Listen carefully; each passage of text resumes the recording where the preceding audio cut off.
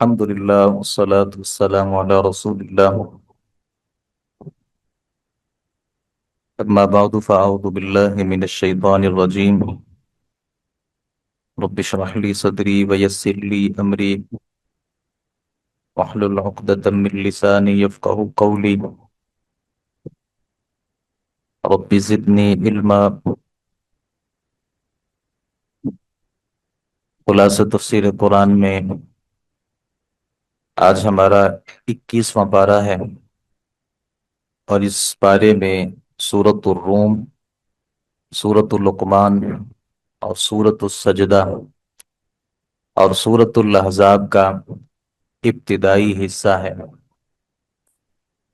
نبی کریم صلی اللہ علیہ وسلم کو جب نبوت سے سرفراز کیا گیا،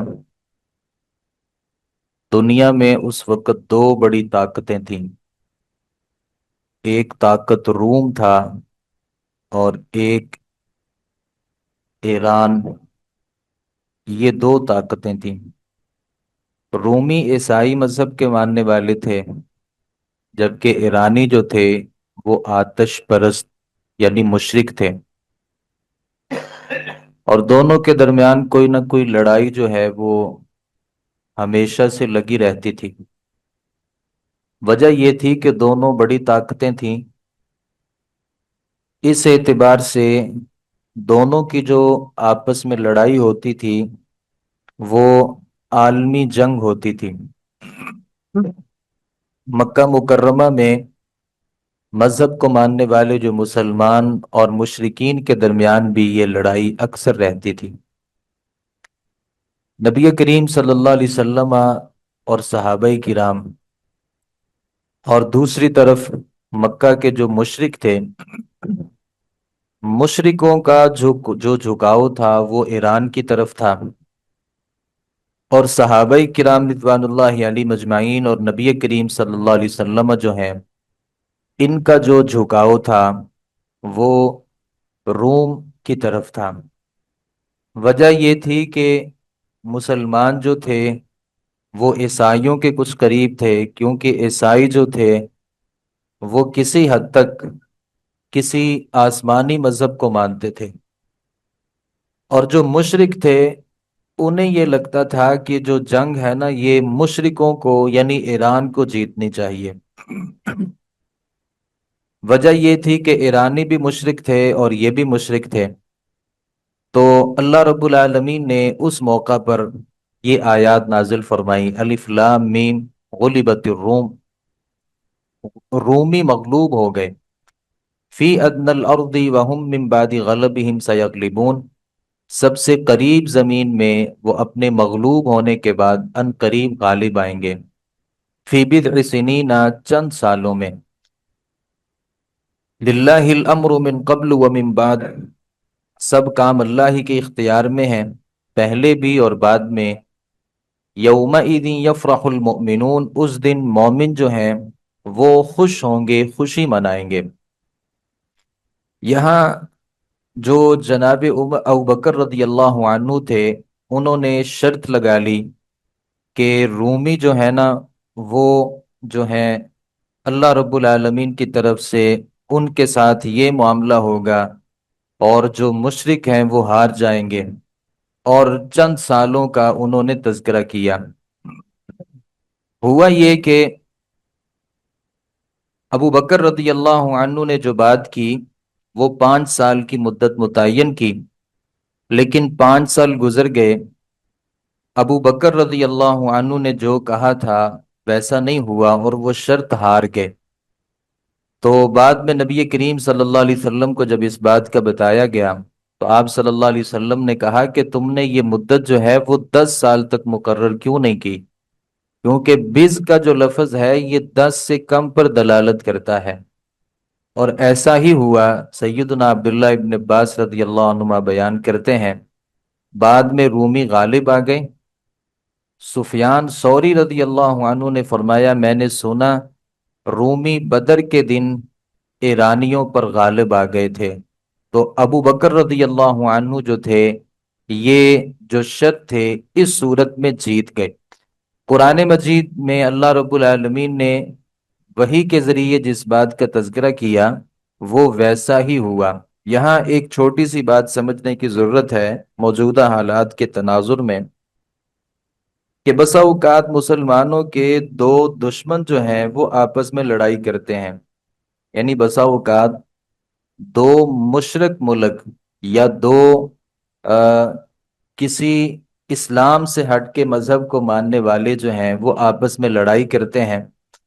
تو مسلمانوں کا بھی اس میں کسی حد تک دخل ہوتا ہے۔ مثال کے طور پہ ایک طرف امریکہ جو ہے وہ لڑائی لڑتا ہے، اور دوسری طرف اسرائیل۔ ویسے ایسا ہو نہیں سکتا کہ امریکہ اور اسرائیل دونوں آپس میں لڑیں، بہت مشکل ہے، کیونکہ قرآن مجید یہ کہتا ہے کہ یہ آپس میں اکٹھے ہیں۔ اگر بالفرض یہ آپس میں لڑائی کر لیں تو اسلام یہ کہتا ہے، اور یہ صورت مبارکہ ہمیں یہ سبق دیتی ہے کہ مسلمانوں کا جو جھکاؤ ہے وہ ظاہر ہے کسی کی طرف تو ہوگا۔ دیکھا جائے گا کہ دونوں آپس میں دونوں ہی مسلمان نہیں ہیں، ایک یہودی ہے اور ایک عیسائی ہیں۔ اسلام کے جو قریب مذہب ہے نا وہ عیسائیوں کا مذہب ہے، اور اسلام سے جو بہت دور مذہب ہے وہ یہودیوں کا مذہب ہے۔ تو اگر کسی کی حمایت کا اعلان کرنا پڑے تو مسلمان جو ہیں وہ اپنے جو قریب مذہب ہے اس کی حمایت کا اعلان کر سکتے ہیں۔ ایک طرف یہودی یا عیسائی ہیں اور دوسری طرف مشرکین ہیں، تو اسلام جو ہے وہ یہ کہتا ہے کہ اگر حمایت کرنی پڑے تو ہم یہودیوں عیسائیوں کی تو حمایت کریں گے، لیکن کسی مشرک کی، بت پرست کی، آتش پرست کی کبھی بھی حمایت نہیں ہے۔ اور اس موقع پر ایک کافر دوسرے کافر سے لڑتا ہے، تو اس صورت میں جو مسلمانوں کا جھکاؤ جس ملک یا جس مذہب کی طرف قریب ہوگا، اللہ رب العالمین فرماتے ہیں یومئذ یفرح المؤمنون، اس دن مومن خوشی منائیں گے۔ تو کافر اگر کافر سے لڑتا ہے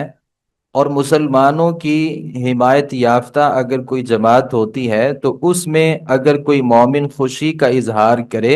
تو یہ جائز ہے، مناسب ہے، اس میں کسی قسم کی کوئی قباحت نہیں ہے۔ موجودہ ایران اور اسرائیل کی جو آپس میں لڑائی ہے، یہاں بعض لوگوں نے افراط و تفرید سے کام لیا۔ کچھ لوگوں نے تو اس لڑائی کو عین اسلام بنا دیا، کہا کہ ایران اور اسرائیل کے جو آپس میں موجودہ لڑائی ہے نا یہ حقیقی لڑائی ہے، اور اس میں ایرانیوں کو 100% درست کہا گیا اور ظاہر ہے یہودیوں کو 100% غلط کہا گیا۔ یہ ایک موقف ہے۔ دوسرا موقف یہ ہے کہ چونکہ ایران اہل تشیع کا ایک خاص ملک ہے اور وہاں پہ اقتدار بھی ان کے پاس ہے، اور ہمیں یہ بھی پتا ہے کہ ایران نے اسلامی ممالک پر جو حملے کیے ہیں، جو عراق کو تباہ و برباد کیا، اور شام کی جو موجودہ صورتحال تھی اب سے پہلے تک، اس میں بھی ایران کا ایک بہت بڑا ہاتھ تھا۔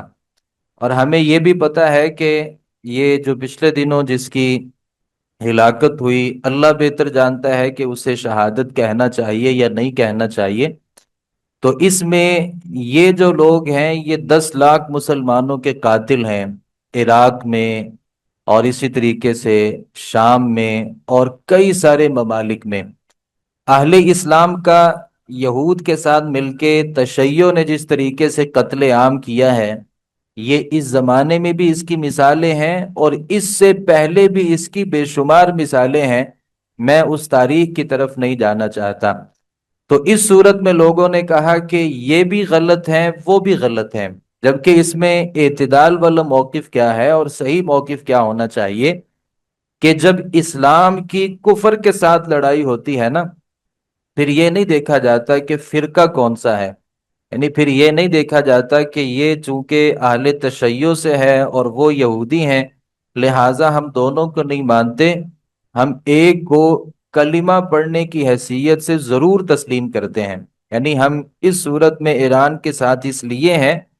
کہ وہ الگ بات ہے کہ ہمیں ان سے ہزارہا اختلافات ہیں، اور ہم یہ بھی جانتے ہیں کہ مسلمانوں کے وہ بہت حد تک قاتل رہے، اور ماضی قریب اور بعید میں اس کی بہت بڑی بڑی مثالیں ہیں، اور تاریخ ان باتوں سے بھری پڑی ہے۔ اس سب کے باوجود ہماری جو حمایت ہے وہ ایران کے ساتھ اور تشیع کے ساتھ اس لیے ہے کہ وہ مسلمان ہیں، کلمہ پڑھتے ہیں، اور وہ مسلمانوں کے سب سے بڑے دشمن کے خلاف اپنے آپ کو پیش کیے ہوئے ہیں۔ نیتیں کیا ہیں اور ان کے مقاصد کیا ہیں وہ اللہ بہتر جانتا ہے۔ ہم ظاہر کو دیکھ کر کے ان دو جو آپس میں لوگوں کی لڑائی ہے، ہماری جو حمایت ہے وہ اپنے ان بھائیوں کے ساتھ ہے جنہوں نے کلمہ پڑھا ہے، اگرچہ اختلافات ہیں۔ آگے اللہ رب العالمین نے تذکرہ کیا اور نصیحت کی اور پیغام دیا سرداران قریش کو، کہ جیسے وہ سپر پاور ہے نا، غلبت الروم، رومی جو ہیں اور فارسی جو ہیں اور ایرانی جو ہیں یہ ہار جائیں گے، اور جو کمزور طبقہ ہے یہ جیت جائے گا۔ اللہ رب العالمین نے آگے تذکرہ کیا ہے اور نصیحت کی ہے سرداران قریش کو کہ آج اگر تمہارے پاس غلبہ ہے نا، اور تمہارے پاس قوتیں اور طاقتیں ہیں، اور تمہارے پاس بہت سارے اختیارات ہیں، ایک وقت آئے گا کہ جیسے اللہ نے اس سپر پاور کو خاک میں مبتلا کیا، ان قریب وہ وقت اور بہت قریب ہے وہ وقت کہ آپ کا جو آپ کی جو سرداریاں ہیں یہ اللہ رب العالمین خاک میں ملائے گا۔ اور ایسا ہی ہوا کہ پہلے ہی مارکے میں جو بڑے بڑے سرداران تھے قریش کے اور مکہ کے وہ سارے مارے گئے، اور جو چند باقی تھے وہ فتح مکہ کے دن اللہ رب العالمین نے مکہ کو جب فتح کیا تو یہ بھی ایک سپر پاور بن چکے تھے۔ اللہ رب العالمین کے لیے کسی بھی سپر پاور کو زیرو بنانا اور ہیرو کو زیرو بنانا اللہ کے لیے کوئی مشکل نہیں ہے۔ ہم نے اور آپ نے کسی زمانے میں روس کو دیکھا ہوگا اور اس کی طاقتوں کو دیکھا ہوگا کہ کس طریقے سے اس کے پاس قوت اور طاقت تھی، اور کس طریقے سے ان کی طاقتیں خاک میں ملی۔ اللہ رب العالمین جو ہے نا وہی عزتیں دیتا ہے، وہی ذلتیں دیتا ہے، وہی بادشاہت دیتا ہے، وہی انسان کو فقیر و محتاجی کی زندگی بسر کرنے پر مجبور کر دیتا ہے۔ آگے اللہ رب العالمین نے قرآن مجید کی جو روم کی فتح کے ساتھ قرآن کی جو صداقت کی نشانیاں تھیں، اللہ رب العالمین نے ان کو ذکر کرنے کے بعد اللہ کی توحید اور آخرت کے کچھ عقلی دلائل دیتے ہوئے فرمایا، وَمِنْ آيَاتِهِ خَلَقَكُم مِّن تُرَابٍ، اللہ کی نشانیوں میں سے ہے کہ اس نے تمہیں حقیر مٹی سے پیدا کیا، ثُمَّ إِذَا أَنْتُمْ تَنْتَشِرُونَ، پھر اچانک تم بشر ہو جو پھیل رہے ہو۔ اللہ نے تمہیں مٹی سے پیدا کیا، اور مٹی سے پیدا کرنے کے بعد اللہ رب العالمین آپ کو اس سرزمین میں پھیلا رہا ہے، اور دنیا کے کسی کونے میں چلے جائیں، کسی بھی جگہ پر چلے جائیں، وہاں پہ لوگ، انسان اور بشر جو ہیں وہ بستے ہیں، آباد ہیں۔ اللہ نے انسان کو مٹی سے پیدا کیوں کیا؟ حکمتیں تو اللہ بہتر جانتا ہے، ہم تو جہاد ذکر کر سکتے ہیں، کیونکہ مرنے کے بعد انسان نے مٹی ہی میں جانا ہے اور مٹی کے ساتھ مٹی ہونا ہے، تو انسان کی جو پیدائش ہے وہ بھی مٹی سے، اور بالآخر جو اس کا انجام ہے وہ بھی مٹی ہی ہے۔ آگے اللہ نے اپنی اور نشانیوں کا تذکرہ کیا کہ اللہ کی نشانیوں میں سے ہے کہ ان خلق لکم من انفسکم ازواجا، اللہ نے تمہاری بیویاں پیدا کی، لتسکنوا الیہا، تاکہ تم اس کی طرف جا کر کے سکون پاؤ۔ یہ بات ذہن میں رکھیں کہ اللہ نے یہاں پہ بیوی اور خامد کا تذکرہ کیا، اور دونوں میں جو سکون کی نسبت ہے وہ مرد کی طرف کی، کیونکہ عورت کی نسبت مرد کو زیادہ سکون کی ضرورت ہوتی ہے۔ یہ الگ بات ہے کہ اللہ نے مرد کو طاقتور بنایا اور اس کے پاس قوت و طاقت اور اختیارات زیادہ ہیں، اس سب کے باوجود جو سکون کی ضرورت ہے وہ اللہ رب العالمین نے مرد میں زیادہ اس کی ضرورت رکھی ہے، عورت میں جو اس کی ضرورت ہے وہ بہت تھوڑی ہے۔ مرد کام کاج کی پریشانی لیتا ہے، کاروبار، ڈیوٹی، بزنس کی پریشانی لیتا ہے، تو اسے ضرورت ہوتی ہے کہ اسے کوئی سکون دینے والی کوئی چیز میسر ہو۔ تو اللہ رب العالمین نے آگے تذکرہ کیا وجعل بینکم مودۃ ورحمہ، اور اللہ نے تمہارے درمیان جو ہے نا وہ دوستی اور مہربانی رکھ دی ہے۔ ویسے یہ مودت اور رحمت دونوں ہی تقریباً ایک چیزیں ہیں، لیکن دونوں کے درمیان ایک خفیف سا فرق ہے۔ فرق یہ ہے کہ مودت جو ہوتی ہے نا یہ خوشی کی صورت میں آتی ہے، اور جو رحمت ہوتی ہے یہ پریشانی کی صورت میں ہے۔ یعنی جب میاں بیوی دونوں آپس میں جوان ہوتے ہیں نا تو دونوں کے درمیان آپس میں مودت ہوتی ہے، یعنی ایک بلا کی آپس میں خوشی اور مسرت۔ اور جیسے ہی یہ دونوں بڑھاپے کی طرف پہنچتے ہیں یہاں ان کو شفقت کی ضرورت ہوتی ہے۔ اگر دونوں میں ایک زیادہ بوڑھا ہو چکا ہے تو دوسرے کو اس کی شفقت کی ضرورت ہوتی ہے۔ تو اللہ رب العالمین نے تذکرہ کیا کہ اللہ نے دونوں کے درمیان مودت بھی رکھ دی ہے اور آپس میں شفقت اور رحمت بھی رکھ دی ہے۔ کون جانتا ہے، اور اس دور میں یہ مطلب پرستی کا زمانہ ہے، کوئی آدمی کسی کے ساتھ نیکی کرنے کے لیے تیار نہیں ہے، کوئی آدمی کسی کے ساتھ نیکی کرنے کے لیے، احسان کرنے کے لیے تیار نہیں ہے، لیکن ایک اجنبی عورت ہوتی ہے، اس کا خاندان مختلف ہوتا ہے، ذات مختلف ہوتی ہے، قبیلے مختلف ہوتے ہیں، نام مختلف ہوتے ہیں، اور ایک دوسرے قبیلے کا آدمی ہے جس کی ساری چیزیں ایک دوسرے سے مختلف ہیں۔ جب یہ اللہ کے لیے آپس میں جب ان کا رشتہ ناتا بنتا ہے تو ان کے درمیان ایسی محبت پیدا ہو جاتی ہے اور ایسی شفقت پیدا ہو جاتی ہے کہ نبی صلی اللہ علیہ وسلم نے فرمایا لم نر المتحابین مثل النکاح، دو جو لوگ آپس میں محبت کرتے ہیں نا، نکاح جیسی جو مثال ہے اس کے علاوہ اس کی کوئی مثال نہیں ملتی۔ اب یہ دونوں کے درمیان جو محبت اور شفقت پیدا ہو گئی ہے یہ اللہ کی نشانیوں میں سے نشانی ہے، وگرنہ نہ کوئی کسی سے محبت کرتا ہے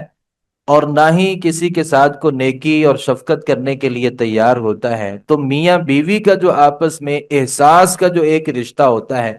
یہ اللہ رب العالمین کی نشانیوں میں سے ایک نشانی ہے۔ اللہ رب العالمین نے اس بات کا تذکرہ کیا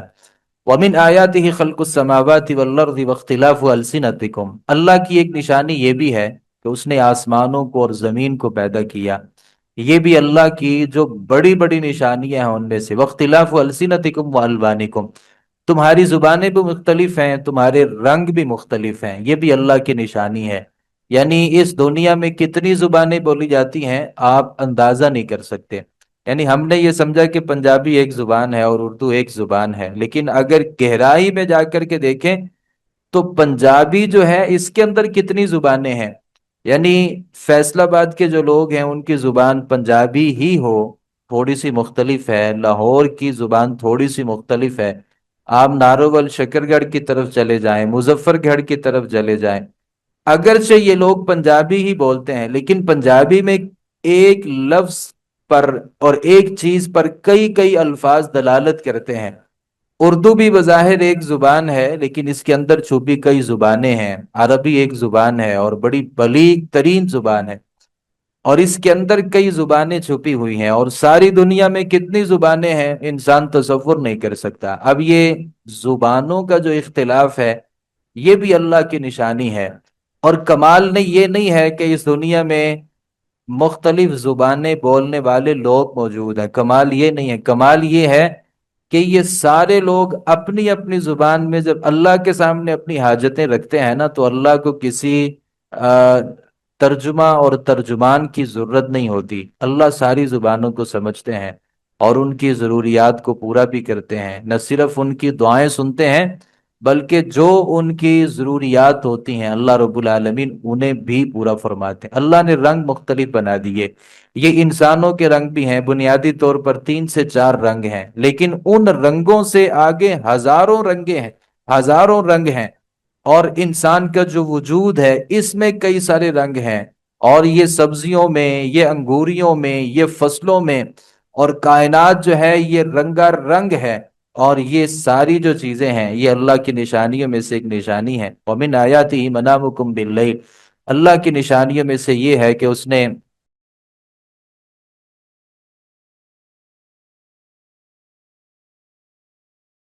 بیان کرتی ہیں کہ اللہ کے نبی صلی اللہ علیہ وسلم جیسے ہی آسمان پہ بادل آتے اور بجلی چمکتی تو آپ صلی اللہ علیہ وسلم پریشان ہو جاتے، اور جیسے ہی بارش اترتی تو آپ صلی اللہ علیہ وسلم خوش ہو جاتے اور فرماتے کہ یہ اللہ کی رحمت ہے، کیونکہ بسا اوقات یہ جو بجلی کی کڑک ہوتی ہے اور جو بادلوں کی گرج ہوتی ہے، یہ اللہ کے عذابات میں سے بھی عذابات ہو سکتے ہیں۔ اپنی قدرت کی مزید ایک نشانی کا اظہار کیا اللہ رب العالمین نے، وَمِنْ آيَاتِهِ أَن تَقُومَ السَّمَاءُ وَالْأَرْضُ بِأَمْرِهِ، اس کی نشانیوں میں سے ہے کہ آسمان اور زمین اسی کے حکم سے قائم ہے، یعنی آسمان قائم ہے اللہ کا حکم ہے، اور زمین قائم ہے اللہ کا حکم ہے، اور جب اللہ کا حکم ہوگا، اللہ فرماتے ثم اذا دعاکم دعوتا من الارض اذا انتم تخرجون، پھر اللہ جب تمہیں زمین سے نکالے گا نا، کافروں نے تو کہا ہو نہیں سکتا کہ اللہ مارنے کے بعد دوبارہ زندہ کر دے، اللہ کہتے ہیں اللہ جب تمہیں پکارے گا، ایک دفعہ تمہیں پکارے گا تو تم اچانک زمین سے نکل آؤ گے، اور لوگ حیران رہ جائیں گے کہ ہم نے تو ساری زندگی انکار کیا کہ مرنے کے بعد تو کوئی زندگی نہیں ہے، جبکہ یہ زندگی ہے، اور وہ اس کو حقیقت میں وہ اس کا ادراک کریں گے، اور تب انہیں اندازہ ہوگا کہ اللہ رب العالمین اپنی باتوں میں کس قدر سچا ہے۔ یہ آسمان اور زمین جو اللہ رب العالمین کے حکم کے پابند ہیں اور قائم ہیں، جب اللہ کا حکم ہوگا یہ آسمان دھواں بن جائے گا، اور یہ جو زمین ہے یہ ریزہ ریزہ، اس کے پہاڑ ریزہ ریزہ ہو جائیں گے اور زمین ختم ہو جائے گی۔ وَلَهُ مَنْ فِي السَّمَاوَاتِ وَالْأَرْضِ كُلُّ اللَّهُ قَانِتُونَ، اللہ فرماتے ہیں یہ آسمان اور زمین ہی نہیں بلکہ اس میں جتنی بھی چیزیں ہیں یہ سب اللہ کی فرما بردار ہیں، اللہ کے لیے فرما برداری کرنے والی ہیں۔ آسمان ہے، سورج ہے، زمین ہے، پہاڑ ہیں، درخت ہیں، نباتات ہیں، اور اس دنیا، اس زمین سے نکلنے والی اور اس زمین کے اوپر چلنے والے اور رینگنے والے جتنے بھی جانور جاندار ہیں، اور زمین کے نیچے پانی کی گہرائیوں میں جتنی بھی اللہ کی تخلیقات اور مخلوقات ہیں، ہر چیز اللہ کے لیے فرما بردار ہے۔ آگے اللہ رب العالمین نے اس بات کا مزید تذکرہ کیا، وَهُوَ الَّذِي يَبْدَأُ الْخَلْقَ ثُمَّ يُعِيدُهُ، اللہ ہی وہ ذات ہے جو پہلی دفعہ پیدا کرتی ہے، اور وہی ذات ہے جو دوبارہ بھی پیدا کرے گی۔ وَلَهُ الْمَثَلُ الْأَعْلَى فِي السَّمَاوَاتِ وَالْأَرْضِ، آسمانوں اور زمین میں سب سے اونچی شان اللہ رب العالمین کی ہے، کوئی اللہ کی شان کے نہ برابر پہنچ سکتا ہے، اور نہ ہی اللہ کی شان میں کوئی اس کا حصے دار اور شراکت دار ہو سکتا ہے۔ یہ تو لوگوں نے اللہ کے ساتھ شریک بنا دیے، اور اللہ رب العالمین نے اس بات کا، اس شراکت کی مثال دے کے بعد ذکر کی، ضرب لکم مثلا من انفسکم هل لکم مما ملکت ایمانکم من شرکاء فیما رزقناکم فانتم فیہ سوا، اس نے تمہارے لیے، تم ہی میں سے ایک مثال بیان کی، کیا تمہارے لیے ان غلاموں میں جن کے مالک تمہارے دائیں ہاتھ ہے کوئی بھی اس رزق میں شریک ہیں جو ہم نے تمہیں دیا؟ تم اس میں برابر ہو، تم اس طرح ڈرتے ہو جس طرح تم اپنے آپ سے ڈرتے ہو، اسی طرح ہم نے ان لوگوں کے لیے کھول کر آیات بیان کی ہیں جو سمجھتے ہیں۔ اللہ رب العالمین فرماتے ہیں کہ اگر تم میں سے کوئی مالک ہے، وہ اپنے غلام کو کیا اتنے پیسے دے سکتا ہے کہ اس کا جو غلام ہے نا وہ بھی اس کے برابر کا ہو جائے؟ کیا ایسا ہو سکتا ہے؟ یقیناً ایسا نہیں ہو سکتا، کیونکہ آپ جو حقیقی مالک نہیں ہیں، اور آپ کا جو غلام ہے وہ بھی حقیقی آپ کا غلام نہیں ہے، تو آپ کبھی نہیں چاہتے کہ وہ مال و دولت میں اتنا مضبوط ہو جائے کہ وہ آپ کے برابر کھڑا ہو جائے، آپ اسے اپنے لیے حد کے عزت سمجھتے ہیں، اپنے مالک کو نہ اپنے ساتھ بٹھاتے ہیں نہ اپنے ساتھ کھڑا کرتے ہیں۔ تو اللہ رب العالمین جو مالک حقیقی بھی ہے، اور آپ جو ہیں وہ اس کے غلام ہیں اور غلام بھی حقیقی ہیں، تو آپ کو کیا لگتا ہے کہ آپ مخلوق میں سے کسی کو اللہ کے برابر کھڑا کر دیں گے اور اللہ اس بات کو پسند کریں گے؟ اللہ کبھی بھی اس بات کو پسند نہیں کرتے۔ آگے اللہ رب العالمین نے تذکرہ کیے جو ہم زکوٰۃ دیتے ہیں نا، اور جو سود لیتے ہیں، اس سے زکوٰۃ دینے سے مال بڑھتا ہے اور سود لینے سے مال کم ہوتا ہے۔ یہ ہم نے سمجھا، اور ظاہری چیزوں کو ہم نے دیکھا کہ ہم نے سمجھا کہ زکوٰۃ دینے سے پیسے کم ہوتے ہیں اور سود سے پیسے بڑھتے ہیں، جبکہ اللہ رب العالمین فرماتے ہیں ما آتیتم من ربا لیربو فی اموال الناس فلا یربو عند اللہ، جو تم سودی قرض تم اس لیے دیتے ہو کہ تمہارے اموال بڑھ جائیں گے، فلا یربو عند اللہ، تو وہ اللہ کے نزدیک نہیں بڑھتے۔ یعنی آپ نے سمجھا کہ میں نے کسی 10 لاکھ روپیہ سود پہ لگایا اور وہ 10 کا 12 ہو گیا، تو آپ نے سمجھا کہ 2 لاکھ تو بڑھ گیا۔ اللہ کہتے ہیں کہ وہ نہیں بڑھتے، نہیں بڑھتا۔ دو اس کے جوابات ہیں۔ پہلی بات یہ ہے کہ ایک بیمار آدمی ہو اور وہ بیماری کی وجہ سے وہ موٹاپے کا شکار ہو جائے، یعنی ایک دبلا پتلا آدمی موٹاپے کا شکار ہو جائے، تو دکھنے میں تو وہ موٹا ہی ہے اور دیکھنے میں ایسا ہی لگے گا کہ اس کے پاس بہت صحت ہے، لیکن حقیقت میں اس کے پاس کوئی صحت نہیں ہے، بلکہ وہ اس کے لیے بیماری ہے، چلنے پھرنے سے قاصر ہے، وہ تو کھڑا ہو کے قیام نہیں کر سکتا، وہ لمبا سجدہ نہیں کر سکتا۔ تو آپ دیکھتے ہیں تو دکھنے میں لگتا ہے کہ یہ بڑا پہلوان اور صحت مند آدمی ہے۔ یہ جو 10 کا 12 ہوا ہے نا، یہ بھی اسی صورت میں ہوا ہے، نہ اس میں کوئی برکت ہوتی ہے نہ اس میں کوئی خیر ہوتی ہے۔ چلیں بالفرض مان لیا کہ وہ آپ کے نزدیک تو بڑھ گئے، اللہ کہتے ہیں لا یربو عند اللہ، اللہ کے نزدیک تو نہیں بڑھے وہ، یعنی اللہ نے ان کو تسلیم ہی نہیں کیا، تو وہ اللہ کے نزدیک تو نہیں بڑھ سکتے۔ وما آتیتم من زکات تریدون وجہ اللہ، اور جو تم اللہ کے راستے میں زکوٰۃ دیتے ہو نا، اللہ کے چہرے کو حاصل کرنے کے لیے، اللہ کی رضا کو، فاولئک هم المضعفون، تو اللہ فرماتے ہیں یہ لوگ کئی گنا اپنے مالوں کو بڑھانے والے ہیں۔ تو دینے سے بڑھتا ہے زکوٰۃ، صدقہ اور خیرات۔ ما نقص صدقۃ من مال، صدقہ کرنے سے مال میں کمی نہیں آتی۔ آگے اللہ رب العالمین نے تذکرہ کیا کہ اس دنیا میں جتنے بھی فساد برپا ہوئے اور اس دنیا میں جتنی بھی پریشانیاں ہیں، مصیبتیں ہیں، آفتیں ہیں، آزمائشیں ہیں، اور جتنے بھی چھوٹے موٹے اور بڑے عذابات ہیں، یہ انسان کی اپنی ہاتھ کی کمائی ہے۔ ظہر الفساد فی البر والبحر بما کسبت ایدی الناس، جو خشکی اور سمندر میں جو فساد پیدا ہو گیا اور جو ظاہر ہو گیا ہے نا، اس کی وجہ یہ ہے جو لوگوں کے ہاتھوں نے کمایا ہے، جو ہاتھوں نے کمایا وہی اللہ رب العالمین نے اس کے سامنے کر دیا۔ لیذیقہم بعض الذی عملوا، یہ عذاب اور یہ آفتیں، یہ مشکلیں، یہ پریشانیاں اور یہ مصیبتیں اس لیے آتی ہیں، اللہ فرماتے ہیں تاکہ جو اس نے غلطیاں کی ہیں نا، ہم دنیا میں اس کو تھوڑا سا عذاب دیں اور اس کو ڈرائیں، تاکہ وہ اللہ رب العالمین کی طرف رجوع کرے۔ تو یہ پہاڑوں میں، صحرا میں، سمندر سے، وہاں جتنی بھی کوئی سمندری یہ جہازوں کی طغیانیاں ہیں، ہواؤں میں جہازوں کی پریشانیاں ہیں،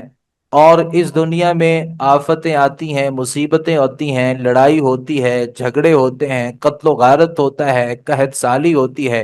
بیماریاں ہوتی ہیں، یہ فصلوں کی تباہیاں ہوتی ہیں، یہ بدحالیاں ہوتی ہیں، یہ سیلاب اور زلزلے ہوتے ہیں، اللہ فرماتے ہیں سارا کچھ اس لیے ہے کہ یہ لوگوں کے اپنے ہاتھوں کی کمائی ہے۔ ما ربک بظلام للعبید، اللہ تو اپنے بندوں کے اوپر ظلم نہیں کرتا، لیکن لوگ ہیں جو اپنی جانوں کے اوپر خود ہی ظلم کر رہے ہیں۔ آگے اللہ رب العالمین نے تذکرہ کیا کہ انک لا تسمع الموتیٰ، سورہ مبارکہ کا اختتام ہے، اللہ نے کہا کہ آپ مردوں کو نہیں سنا سکتے، ولا تسمع الصم الدعاء اذا ولوا مدبرین، اور نہ بہروں کو پکار سکتا ہے جب وہ پیٹ پھیر کر کے لوٹ جائیں، مردوں کو کوئی نہیں سنا سکتا، اللہ سنا سکتا ہے، یعنی اللہ رب العالمین چاہیں تو مردے سن سکتے ہیں۔ نبی کریم صلی اللہ علیہ وسلم آپ بدر کے جو مقتولین تھے وہ گڑھے میں گرے ہوئے تھے اور نبی صلی اللہ علیہ وسلم ان سے باتیں کر رہے تھے، تو صحابہ کرام کا عقیدہ کیا تھا کہ مردے نہیں سنتے، کہا اللہ کے نبی آپ ان کو سنا رہے ہیں جبکہ یہ مرے ہوئے ہیں، تو نبی کریم صلی اللہ علیہ وسلم نے فرمایا کہ اللہ میری باتیں ان کو ویسے ہی سنا رہا ہے جیسے میں گفتگو کر رہا ہوں اور آپ سن رہے ہیں، لیکن یہ میری باتوں کا جواب نہیں دے سکتے۔ حدیث میں آتا ہے کہ آدمی جب میت کو دفن کیا جاتا ہے تو اس کے جو گھر والے ہوتے ہیں یا اس کے جو لواحقین ہوتے ہیں وہ اس کی تدفین کر کے جب واپس جا رہے ہوتے ہیں تو وہ قدموں کی آہٹ کو سنتا ہے اور اسے اندازہ ہو جاتا ہے کہ اب میں مر چکا ہوں اور میرے لواحقین نے مجھے دفن کر دیا ہے اور وہ واپس چلے گئے ہیں، یہ اللہ سنا دیتا ہے۔ اللہ سنانا چاہے تو سنا سکتا ہے، لیکن آپ کسی کو نہیں سنا سکتے۔ لہذا مردوں سے فریاد کرنا اور ان کو پکارنا اور ان کے سامنے اپنی حاجات کو رکھنا، اللہ رب العالمین نے تو ہمارے نبی سے کہا، میں نبی سے بڑھ کے نہیں ہوں، کوئی بہت پہنچی ہوئی سرکار ہو اور میں خود بہت پہنچی ہوئی اگر سرکار ہوں تو میں سمجھوں کہ میں قبر والوں کو سنا سکتا ہوں، نبی نہیں سنا سکتے، تو آپ تو کچھ بھی نہیں ہے نبی کے مقابلے میں۔ سورۃ لقمان ہے، اللہ رب العالمین نے اس سورہ لقمان میں بہت سی حکمت کی باتیں کا تذکرہ کیا ہے۔ وَمِنَ النَّاسِ مَن يَشْتَرِي لَهْوَ الْحَدِيثِ لِيُضِلَّ عَن سَبِيلِ اللَّهِ بِغَيْرِ علم۔ کچھ ایسے لوگ ہیں جو غافل کرنے والی بات خریدتا ہے تاکہ جانے بغیر اللہ کے راستے سے وہ لوگوں کو گمراہ کر دے۔ یہ جو لہو الحدیث ہوتی ہے نا، ہر اس چیز کو لہو قرار دیا گیا ہے، لغو قرار دیا گیا ہے جس کا کوئی مقصد نہیں ہے۔ اور لہو الحدیث سے مراد گانا ہے، موسیقی ہے، آلات موسیقی ہیں، اور ہر وہ چیز ہے جو انسان کو اللہ کے ذکر سے غافل کر دیتی ہے۔ یہ بسا اوقات ہمارا موبائل بھی لہو الحدیث ہو جاتا ہے، اس میں ہم گانے سنتے ہیں، موسیقی سنتے ہیں، اور کچھ نہیں تو اپنا وقت ضائع کرتے ہیں۔ اس میں کہانیاں، قصے بھی شامل ہیں، افسانے، ڈرامے بھی شامل ہیں، ناول بھی شامل ہیں۔ ہر وہ چیز جو اللہ کی یاد سے غافل کرتی ہے، وہ ناول اور وہ ڈرامے جو جنسی خواہشات پر انسان کو ابھارتے ہیں، اور وہ رسالے اور وہ اخبارات جو بے حیائی کی آمازگاہ بن چکے ہیں، اور جدید ترین یہ جو ریڈیو ہے، ٹی وی ہے، وی سی آر ہے، ویڈیو فلمیں ہیں، موبائل انٹرنیٹ ہے، ساری چیزیں لہو الحدیث میں آتی ہیں۔ اللہ رب العالمین نے کہا کہ لوگوں میں سے وہ لوگ ہیں جو لہو الحدیث کو خریدتے ہیں۔ انہیں چاہیے تھا کہ نیکی پہ پیسے لگاتے، ہم لوگوں نے برائیوں پہ پیسے لگائے۔ یہی وجہ ہے کہ لوگوں کے گھروں میں آپ کو قرآن مجید کا ترجمہ اور تفسیر کی کتاب تو نہیں ملے گی، لیکن ہر گھر میں ہر آدمی اور ہر عورت کے ہاتھ میں ایک موبائل ضرور ملے گا، اور مہینے بعد ایک 100، 200، 300، 1000، 2000 روپیہ دینا اللہ کے لیے مشکل ہے، اور ہر مہینے 3000 روپے کا انٹرنیٹ پیکج لگوانا یہ کسی صورت بھی مشکل نہیں ہے۔ تو یہ لہو الحدیث ہے کہ ہم نے گمراہیوں کو پیسے دے کر کے خریدا ہے۔ آگے اللہ رب العالمین نے تذکرہ کیا لقمان۔ اللہ بہتر جانتے ہیں کہ یہ لقمان اللہ کے پیغمبر تھے یا کوئی اللہ کا ویسے نیک بندہ تھا۔ اللہ تعالیٰ نے اس کو بڑی ساری حکمتیں عطا کی تھی، اپنے بیٹے کو بہت سی نصیحتیں کی، اللہ نے ان نصیحتوں کو قرآن بنا دیا۔ سب سے پہلے اپنے بیٹے کو نصیحت کی کہ اذ قال لقمان لابنہ وہو یعظ، لقمان اپنے بیٹے کو نصیحت کر رہے تھے، یا بنیا لا تشرک باللہ، بچوں کو عقیدہ سکھانا چاہیے، اور بچوں کو اللہ کی توحید سب سے پہلے سکھانی چاہیے۔ اللہ نے کب تک آپ کو زندگی دی ہے اور کب تک آپ اس دنیا میں رہتے ہیں، آپ اپنے بچوں کو اللہ کا تعارف کروا کے جائیں۔ ہمیں نہیں پتا کہ ہم نے کب اللہ کے پاس چلے جانا ہے، لیکن میں اگر اللہ کے پاس جاؤں اور میں اس بات پر مطمئن ہوں کہ میں نے اپنے بچوں کو توحید بھی سکھائی ہے، شرک سے روکا ہے، اللہ رب العالمین کا تعارف کروا کے اپنے بچوں کو اللہ کے قریب کیا ہے، یہ رات کو اپنے بچوں کو کہانی سنانے کا جو سلسلہ ہے اور ان کو جو تعلیم دینے کا جو ایک سلسلہ ہے، اس میں ان نصیحتوں کو یاد رکھیں۔ لقمان نے اپنے بیٹے کو سب سے پہلی نصیحت کی کہ بیٹا لا تشرک باللہ، اللہ کے ساتھ کسی کو شرک نہیں کرنا۔ اور شرک کیا ہوتا ہے کہ کوئی آدمی الوہیت میں، ربوبیت میں، اسماء و صفات میں کسی کو اللہ کا شریک بنا دے، اختیارات میں اور قدرتوں میں، عبادت میں اور اللہ کے ناموں میں کسی کو شریک بنانا، یہ اللہ رب العالمین کے ساتھ شرک ہے۔ یہ سب سے پہلی نصیحت کی۔ اور دوسری نصیحت کی، اللہ کے بعد ماں باپ کا حق ہے، اور نصیحت کی کہ وصینا الانسان بوالدیہ حملته امہ وہنا علی وہن وفصالہ فی عامین ان اشکر لی ولوالدیک۔ وصیت کی کہ انسان کو اس بات کی بڑی خاص نصیحت کی کہ ماں جو ہوتی ہے نا، آپ نے دونوں کے ساتھ ہی اس نے سلوک کرنا ہے، لیکن ماں جو ہے نا، اس نے کمزوری پر کمزوری کی حالت میں اسے اٹھا کر کے رکھا، یعنی ماں نے اپنے بیٹے کو کمزوری پر کمزوری جو ہے یہ اس نے برداشت کی، یعنی جب وہ بچہ ماں کے پیٹ میں تھا تو یہ ایک کمزوری تھی، پھر جیسے جیسے وہ بڑھتا چلا گیا ماں میں کمزوری اور ہو گئی، اور جب بچے کی ولادت ہوئی اس صورت میں بھی ماں کو کمزوری کو برداشت کرنا پڑا۔ اس لیے ماں باپ کے ساتھ اس نے سلوک میں ماں کا جو مقام ہے وہ اس سے تھوڑا سا زیادہ اللہ رب العالمین نے رکھا ہے۔ لقمان نے اپنے بیٹے کو نصیحت کی، یا بنی انہا ان تک مثقال حبۃ من خردل فتکن فی صخرۃ او فی السماوات او فی الارض یأتی بها اللہ۔ بیٹا یہ بات یاد رکھنا، آسمان و زمین میں کوئی ذرہ برابر بھی کوئی چیز ہے نا، ایک دانے کے برابر بھی کوئی چیز ہے، وہ اللہ کے علم سے مخفی نہیں ہے، اللہ اسے اپنے پاس لے آئے گا۔ تو اپنی زندگی میں بڑے کارنامے سر انجام دے گا، چھوٹے ظلم کرے گا، اللہ سے کوئی چیز مخفی نہیں ہے۔ ہم جو چھپ کے گناہ کر لیتے ہیں اور ہمیں یہ لگتا ہے کہ ہمیں کوئی نہیں دیکھ رہا ہوتا، جب ہمیں کوئی نہیں دیکھ رہا ہوتا نا اس وقت اللہ کی ذات ہمیں ضرور دیکھ رہی ہوتی ہے۔ اور اپنے بیٹے کو ایمانیات کے بعد کچھ فرائض کی نصیحتیں کی، یا بنی اقم الصلاۃ، بیٹے نماز قائم کرنی ہے، وامر بالمعروف، لوگوں کو نیکی کا حکم دینا ہے، ونہا عن المنکر، برائی دیکھ کر کے گونگے شیطان نہیں بننا بلکہ لوگوں کو برائی سے روکنا ہے، وَاصْبِرْ عَلَىٰ مَا أَصَابَكَ، جب تم لوگوں کو نیکی کا حکم دو گے اور برائی سے روکو گے، لوگ طرح طرح کی باتیں کریں گے، مشکلات آئیں گی، پریشانیاں آئیں گی، آپ نے کیا کرنا ہے؟ اس پر صبر کرنا ہے۔ ان ذالک من عزم الامور، یہ جو صبر کرنا ہوتا ہے نا یہ ہمت کے کاموں میں سے ایک کام ہے کہ کوئی بندہ صبر کرے، یہ بڑا مشکل کام ہوتا ہے۔ بیٹے کو نصیحت کی، لا تصعر خدک للناس، اپنا جو رخسار ہے نا اس سے ٹیڑھا نہیں کرنا۔ عربی زبان میں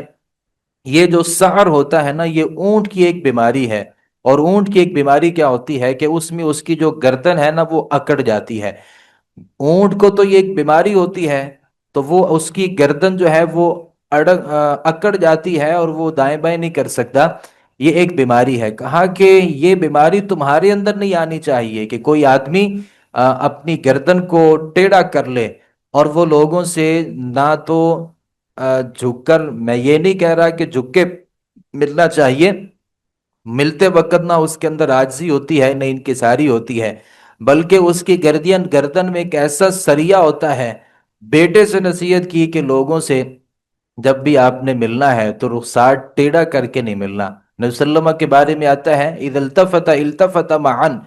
نبی صلی اللہ علیہ وسلم جب کسی سے ملتے تو پورا ملتے، یہ نہیں کہ سلام سامنے لی جا رہی ہے اور منہ اس طرف ہے۔ اور یہ ہمارے ہاں یہ بھی ایک بڑا عجیب تکبر آ گیا ہے کہ سلام بھی پورے ہاتھ سے نہیں لی جاتی، اور سمجھا جاتا ہے کہ میں کوئی بہت عالی خاندان سے یا عالی النسب انسان ہوں کہ یہ میرے کم از کم برابر تو نہیں ہو سکتا۔ لا تمشی فی الارض مرحا، زمین میں اکڑ کے نہیں چلنا۔ اللہ اکڑنے والوں کو اور شیخیاں مارنے والوں کو اللہ کبھی پسند نہیں کرتا۔ مختال اور فخور، یہ دو لفظ ہیں۔ مختال کا مطلب ہوتا ہے کوئی آدمی اپنے آپ کو دیکھے کہ میں بڑا خوبصورت ہوں اور میرے جیسا تو کوئی خوبصورت ہے ہی نہیں، اور فخور کا مطلب کیا ہوتا ہے کہ وہ کسی کو کسی خاطر میں نہیں لاتا، لوگوں کو حقیر سمجھتا ہے۔ اللہ نہ اپنے آپ کو بلا وجہ پسند کرنے والوں کو پسند کرتا ہے، اور نہ ہی اللہ ان سے محبت کرتا ہے جو لوگوں کو کسی خاطر میں نہیں لاتے۔ نبی کریم صلی اللہ علیہ وسلم نے تو کافر میت کا بھی احترام کیا۔ پہلے حکم یہ تھا کہ میت کے احترام میں کھڑا ہوا جاتا تھا، اور نبی صلی اللہ علیہ وسلم ایک میت کو دیکھا، آپ کھڑے ہو گئے۔ صحابہ کرام نے کہا اللہ کے نبی یہ تو کافر ہے، مسلمان بھی نہیں ہے۔ تو آپ صلی اللہ علیہ وسلم نے کہا کیا یہ انسان نہیں ہے؟ کیا یہ جان نہیں ہے؟ آپ نے تو کافر میت کا بھی احترام کیا انسانیت کے ناطے، میں تو مسلمان کا بھی احترام نہیں کرتا انسان ہونے کے ناطے۔ ممکن ہے کہ وہ نیکیوں میں آپ سے کم ہی ہو، ممکن ہے کہ اس کے پاس علم آپ سے کم ہو، لیکن کیا انسان نہیں ہے؟ انسانیت کے ناطے ہر کسی کا جو احترام ہے یہ ہمارے لیے ضروری ہے۔ اللہ رب العالمین نے فرمایا وَلَقَدْ كَرَّمْنَا بَنِي آدَمَ، ہم نے آدم کی تمام اولاد کو عزت دی ہے۔ اللہ نے یہ نہیں کہا کہ ہم نے مسلمانوں کو عزت دی ہے، کرمنا بنی آدم میں مسلمان بھی آتے ہیں، کافر بھی آتے ہیں، انسانیت کے تقاضے ہیں۔ نبی صلی اللہ علیہ وسلم نے جو کافر میت کے بارے میں کہا نا، آپ نے اس کا مسئلہ نہیں کرنا، اس کے ہونٹ نہیں کاٹنے، اس کی ناک نہیں کاٹنے، اس کے کانوں کو نہیں کاٹنا، اس سے انسان کی بے حرمتی ہوتی ہے۔ تو کسی کافر کی بے حرمتی کرنا بھی انسانیت کا تقاضا یہ ہے کہ ایسا کرنا جائز نہیں ہے۔ تو مسلمان کی جو حرمت ہے وہ تو ویسے ہی کعبۃ اللہ کے برابر ہے، تو کوئی آدمی اس کے ساتھ ایسا سلوک اختیار کرے جو اسے حقیر سمجھنے والا ہو، ایسا نہیں ہونا چاہیے۔ آگے اللہ رب العالمین نے لوگوں کو نصیحت کیا، یا ایھا الناس اتقوا ربکم، لوگوں اپنے رب سے ڈریے، وخشو یوم لا یجزی والد عن ولدہ، اور اس دن سے ڈریے جس دن باپ اپنے بیٹے کے کام نہیں آئے گا اور نہ بیٹا ہی اپنے باپ کے کام آئے گا۔ اور اللہ کا جو وعدہ ہے نا وہ سچا ہے، لا تغرنکم الحیات دنیا، یہ جو دنیا کی زندگی ہے نا یہ آپ کو دھوکے میں نہ ڈال دے، کہیں ایسا نہ ہو جائے کہ دنیا کے پیچھے ایسے گم ہو جائیں کہ آپ کبھی آخرت کی تیاری کے لیے اپنا وقت نکال ہی نہ سکیں۔ آگے سورۃ السجدہ ہے، اللہ رب العالمین نے اس میں اپنی قدرتیں اور نعمتوں کا تذکرہ کیا۔ جمعہ کے دن اس سورہ مبارکہ کو پڑھنا نبی کریم صلی اللہ علیہ وسلم کی سنت مبارکہ تھی۔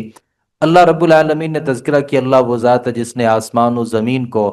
اور جو کچھ ان دونوں کے درمیان ہے 6 دنوں میں بنایا، پھر اللہ عرش پر مستوی ہو گیا۔ اللہ اپنی ذات کے اعتبار سے عرش کے اوپر ہے، اللہ کو جو علم ہے وہ ہر چیز کے میں شامل ہے، یعنی اللہ رب العالمین کی سماعتیں، اللہ کی جو بصارت ہے، اور اللہ رب العالمین جو علیم اور خبیر ہے، یہ ساری جگہ پر، لیکن اللہ بذات زمین پر موجود نہیں ہے، عرش پر ہے۔ جن لوگوں نے کہا کہ اللہ ہر جگہ پر ہوتا ہے، یہ عقیدہ غلط ہے۔ ثم استوى علی العرش، اللہ عرش پر مستوی ہو گیا۔ اللہ کیا کرتا ہے؟ یدبر الامر، وہ معاملات کی تدبیر کرتا ہے، لوگ کیا کریں گے کیا نہیں کریں گے، زندگی میں رزق کتنا ہے، عمر کتنی ہے، آدمی خوشبخت ہے یا بدبخت ہے، جنت ٹھکانہ ہے یا جہنم انجام ہے، یہ اللہ رب العالمین ان ساری چیزوں کی تدبیر کرتا ہے۔ اللہ وہ ہے جس نے انسان کو پیدا کیا اور نئے سرے سے پیدا کیا، اور تھوڑی سی مٹی سے اللہ نے اس کو پیدا کیا۔ ثم جعل نسلہ من سلالۃ من ماء مہین، پھر اس کی نسل ایک حقیر پانی کے خلاصے سے اللہ رب العالمین نے بنائی۔ شیخ محمد بن صالح نے لکھا ہے کہ اللہ نے جس انسان کو جس چیز سے پیدا کیا نہ ہے وہ پانی ہے، وہ پانیوں سے بھی گندا ہے، اور گندے پانیوں سے بھی جو گندا پانی اور اس کا خلاصہ ہے جس کو انسان ہاتھ نہیں لگا سکتا، جس کو تادیر دیکھ نہیں سکتا، اور زیادہ دیر پڑا رہ جائے اس کی حالت متغیر ہو جاتی ہے، اللہ رب العالمین نے اس چیز سے انسان کو پیدا کر کے انسان کو یہ سبق دیا ہے کہ تمہاری جو پیدائش ہے نا وہ حقیر چیز سے اللہ نے پیدا کیا، اور انسان کی جو پیدائش ہے وہ حقیر چیز مٹی سے اور پانی کے گندے نطفے سے، اور اس انسان کے اندر تکبر پیدا ہو جائے اور یہ کسی کو کچھ سمجھنا نہ شروع کر دے تو یہ حماقت ہو سکتی ہے، اور تو کوئی چیز نہیں ہو سکتی۔ آگے اللہ رب العالمین نے فرمایا فَمَنْ كَانَ مُؤْمِنًا كَمَنْ كَانَ فَاسِقًا لَا يَسْتَوُونَ، کافر کہتے تھے کہ یہ جنت جہنم کا کوئی کانسیپٹ نہیں ہے، اگر بالفرض ہوا بھی تو جیسے ہم دنیا میں خوشحال ہیں آخرت میں بھی ایسے ہی ہوں گے۔ اللہ کہتے ہیں نہیں، مومن فاسق برابر نہیں ہو سکتے ہیں، نہ دنیا میں برابر ہو سکتے ہیں نہ اخروی انجام کے اعتبار سے برابر ہو سکتے ہیں، کیونکہ جو مومن ہے اللہ نے ان کے لیے جنت بنائی، اور جو فاسق ہیں اللہ رب العالمین نے ان کے لیے جہنم بنائی۔ گناہوں کی جزا جو ہے نا وہ آخرت میں نہیں دنیا میں بھی ملتی ہے۔ اللہ رب العالمین نے تذکرہ کیا وَلَنُذِيقَنَّهُم مِّنَ الْعَذَابِ الْأَدْنَىٰ دُونَ الْعَذَابِ الْأَكْبَرِ لَعَلَّهُمْ يَرْجِعُونَ، دنیا میں جو چھوٹے چھوٹے عذابات آتے ہیں نا، یہ آخرت کا جو عذاب ہے نا اس سے جو چھوٹے ہیں، یہ اس لیے ہیں تاکہ لوگ اللہ رب العالمین کی طرف رجوع کریں۔ سورۃ الاحزاب ہے آگے، اور تھوڑا سا حصہ اس پارے میں ہے اور بقیہ حصہ اگلے پارے میں۔ مدنی صورت ہے، مدینہ میں 5 ہجری کو یہودیوں نے تمام کے تمام جو قبائل تھے ان کے ساتھ ایک اتحاد کیا، اور یہ کہا کہ مدینہ پر حملہ کر کے جتنے بھی وہاں پہ مسلمان ہیں تمام کے تمام مسلمانوں کا خاتمہ کیا جائے گا، اور یہودی اور جتنے بھی عیسائی تھے اور جو بھی مشرکین تھے، اور بالخصوص یہودی اور مشرکین، انہوں نے آپس میں کٹ جوڑ کیا کہ یہ مدینہ پر حملہ کریں گے اور یک بارگی میں حملہ کریں گے، اور یہ لڑائی تب تک جاری رہے گی جب تک آخری مسلمان جو ہے وہ بھی شہید نہ کر دیا جائے۔ نبی کریم صلی اللہ علیہ وسلم کا جو جاسوسی سسٹم تھا یہ بڑا مستحکم تھا، آپ صلی اللہ علیہ وسلم کو حملے سے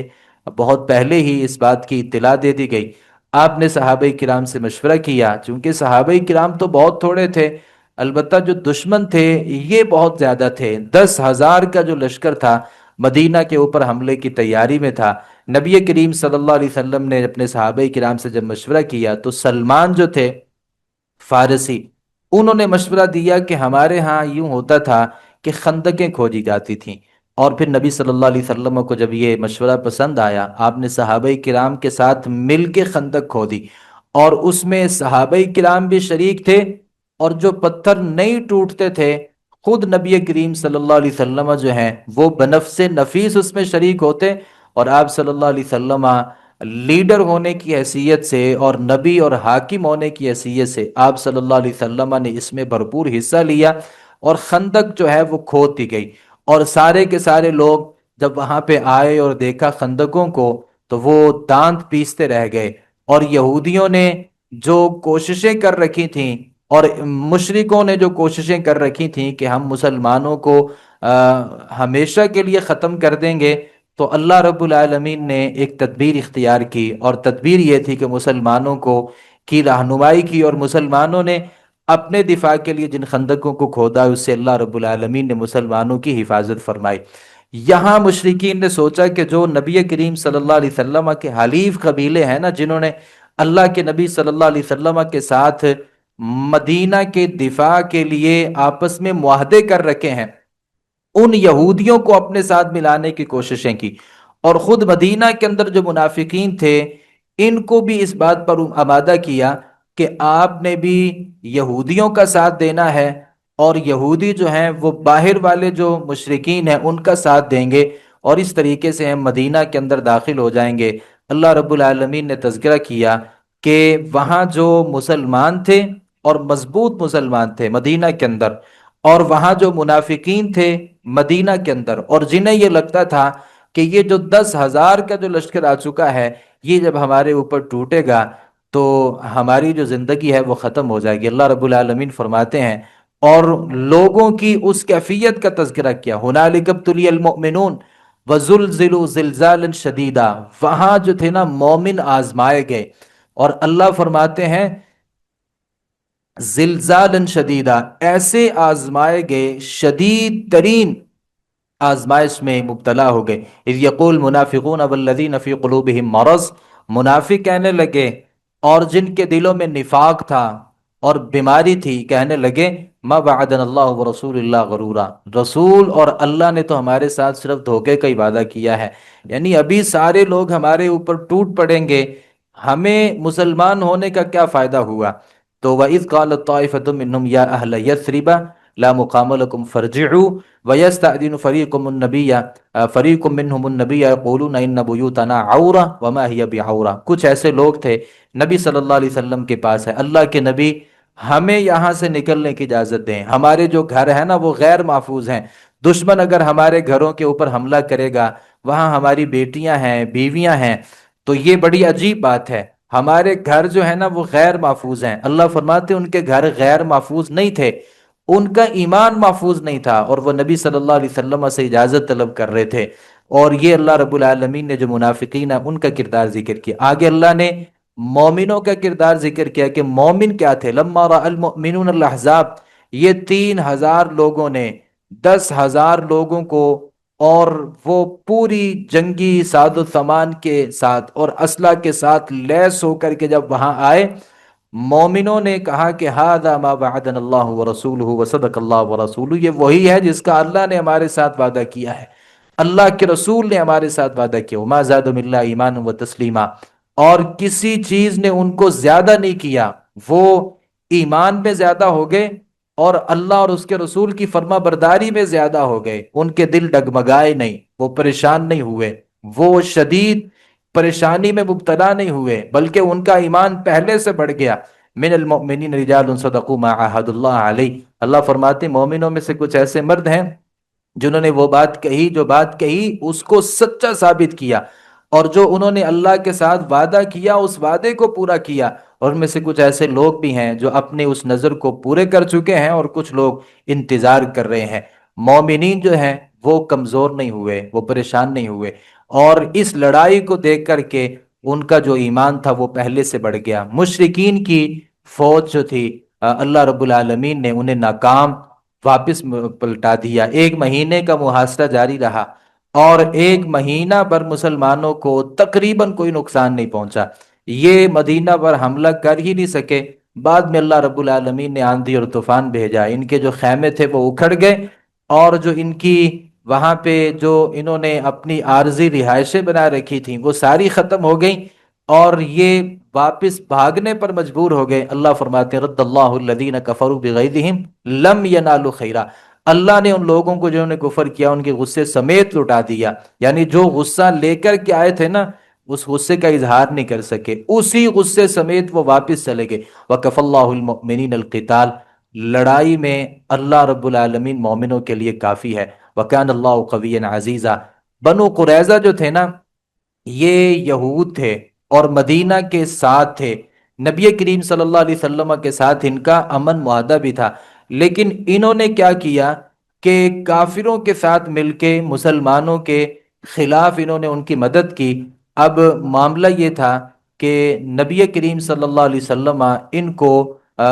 ان کو قتل کرنا چاہتے تھے، ان کا محاصرہ کرنا چاہتے تھے، کیونکہ انہوں نے اس وعدے کو پورا نہیں کیا جو نبی کریم صلی اللہ علیہ وسلم سے کیا تھا۔ نبی صلی اللہ علیہ وسلم نے وہاں جانے کے جب پلاننگ کی اور صحابہ کرام کو ساتھ لیا، انہوں نے نبی صلی اللہ علیہ وسلم اور صحابہ کرام کو دیکھ کر مرغوب ہو گئے اور اپنے آپ کو قلعے میں بند کر لیا اور باہر نکلنے کے لیے تیار نہیں تھے، اور یہ اوپر سے نیچے نہیں آ رہے تھے۔ انہوں نے کہا کہ ہمارے بارے میں جو فیصلہ ہے نا وہ سعد رضی اللہ عنہ کریں گے، سعد بن معاذ رضی اللہ عنہ، اور سعد بن معاذ رضی اللہ عنہ کا کسی اعتبار سے اس قبیلے کے ساتھ ممکن ہے کہ کوئی تعلق تھا، تو کہا کہ جو سعد فیصلہ کریں گے ہمیں وہ فیصلہ منظور ہے، ہم نیچے آئیں گے۔ ہوا یہ کہ جناب سعد رضی اللہ عنہ نے پھر فیصلہ کیا، آپ بیمار تھے اور تیر ایک لگا تھا، ٹانگ زخمی تھی اور خون بہ رہا تھا، نبی صلی اللہ علیہ وسلم نے ان کا خیمہ مسجد نبی میں لگوا رکھا تھا۔ یہ جب تشریف لائے اور انہوں نے وہی فیصلہ کیا جو اللہ رب العالمین نے عرش پر فیصلہ کیا تھا۔ فیصلہ یہ تھا کہ ان کے جتنے بھی بڑے لوگ ہیں ان کو قتل کیا جائے، بچوں کو غلام بنایا جائے، عورتوں کو لونڈیاں بنایا جائے، اور مال کو مال غنیمت بنایا جائے، اور ایسا ہی ہوا۔ انزل الذین ظاہروا من اہل الکتاب من صیاصیہم وقذف فی قلوبہم الرعب فریقا تقتلون وفریقا تأسرون وأورثکم ارضہم ودیارہم واموالا وارضا لم تطئوها۔ اللہ رب العالمین نے پھر وہ نقشہ کھینچا ہے کہ تم بچوں کو اور آدمیوں کو قتل کر رہے تھے اور کچھ گروہوں کو قیدی بنا رہے تھے اور ان کی زمینوں کو اپنے گھروں میں تبدیل کر رہے تھے، اللہ نے تمہیں اس مال کا وارث بنا دیا جس کی طرف تم نے نہ کوئی کوشش کی تھی، یعنی بغیر کسی لڑائی کے اللہ رب العالمین نے یہ علاقہ مسلمانوں کو دے دیا۔ آگے اللہ رب العالمین نے اس بارے کا جو آغاز ہے اسلامی معاشرت کے چند اصولوں کے ساتھ کیا۔ اس صورت میں ان حالات پر تبصرہ ہے، چونکہ مشرکین کا مدینہ پر یہ آخری حملہ تھا۔ غزوہ احزاب کے موقع پر عرب کے قبائل کا ناکام ہو کر واپس پلٹ گئے، تو نبی صلی اللہ علیہ وسلم نے فرمایا الآن نغزوہم ولا یغزوننا۔ اب نبی صلی اللہ علیہ وسلم نے فرمایا کہ کافروں نے جتنے ہمارے اوپر حملے کرنے تھے نا کر لیے، اور کافروں نے جس قدر ہمارے خلاف تیر تلوار کو اٹھانا تھا اٹھا لیا، آج کے بعد جو ہے نا وہ ہم سے لڑائی نہیں کریں گے۔ اب اسلام جو ہے وہ مضبوط ہو چکا ہے، ہم کافروں کے خلاف لڑائی کریں گے اور کافر ہمارے اوپر فوج کشی نہیں کریں گے۔ آج کے بعد ہماری جو فوجیں ہیں نا یہ کافروں کی سرزمینوں میں جائیں گے، کیونکہ اتنی بڑی اللہ رب العالمین نے جو مسلمانوں کو فتح دی، اس سے مسلمانوں کے جو مرال تھے وہ بلند ہو گئے، اور مسلمان جو ہیں آج کے بعد نبی صلی اللہ علیہ وسلم نے فرمایا پہلے ہم دفاع کے لیے لڑتے تھے اور آج کے بعد ہم غلبہ دین اور غلبہ اسلام کے لیے لڑیں گے۔ اور ایسا ہی ہوا